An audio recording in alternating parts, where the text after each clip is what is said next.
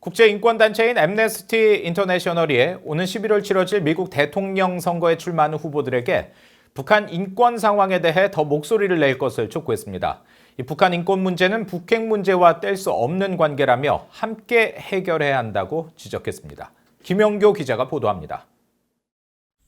영국 런던에 본부를 둔 국제 앰네스티 미국 지부는 18일 백악관과 대선 후보에게 보내는 정책 제안서를 발표했습니다.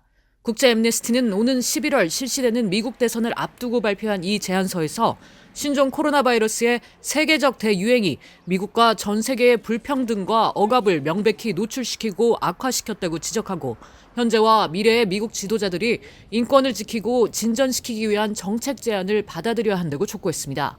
그러면서 인권 침해가 심각한 나라들에 대한 미국의 외교 정책을 제안하면서 북한을 지적했습니다. 국제 앰네스티는 올해 미국 대선에서 누가 승리하든 북한과 관련해 두 가지 큰 우려사항이 있다며 이는 북한 정부가 광범위하게 저지르는 인권 침해에 따라 2,700만 북한 주민이 겪는 고통과 핵무기 사용에 따른 대량 살상의 위협이라고 밝혔습니다. 이어 북한 인권과 핵무기 사용 문제는 불가분의 관계로 묶여 있다면서 두 문제는 함께 발생하며 함께 지속되고 함께 해결돼야만 하는 사안이라고 강조했습니다. 국제 앰네스티 아태 지역 선임 활동가인 프란시스코 벤코즈메 씨도 18일 VOA와의 인터뷰에서 북한 주민들을 안보의 볼모로 삼고 있다는 점에서 북한 김정은 정권의 핵무기 개발 목적과 수많은 북한 주민들을 자의적으로 속박하는 이유는 같다고 밝혔습니다. 그러면서 북한 정권이 주민의 안위보다 핵무기 개발에 더 많은 돈을 쓰고 있다고 지적했습니다. The more that they spend on nuclear weapons production instead of, building food or providing, access to other services to the North Korean people is a trade-off that shows there's another layer of link between the two.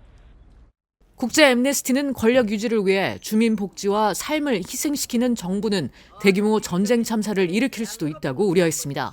그러면서 유엔과 국제기구, 동맹들과 협력해 북한 인권 문제를 다루고 중국과 일본의 북한 정부의 인권 기록과 관련해 더 강력한 입장을 취하도록 요구하며 북한 인권특별대사 임명과 북한 내 정보 접근 추진, 북한에 대한 인도주의적 지원 제공과 관련해 북한 정권이 국제적 수준의 투명성과 책임성을 갖도록 할 것 등 모두 3가지의 대북 인권 정책을 미국 정부에 제안했습니다.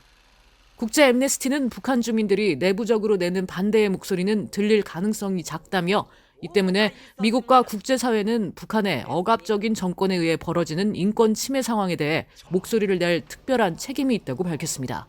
VOA 뉴스 김연경입니다.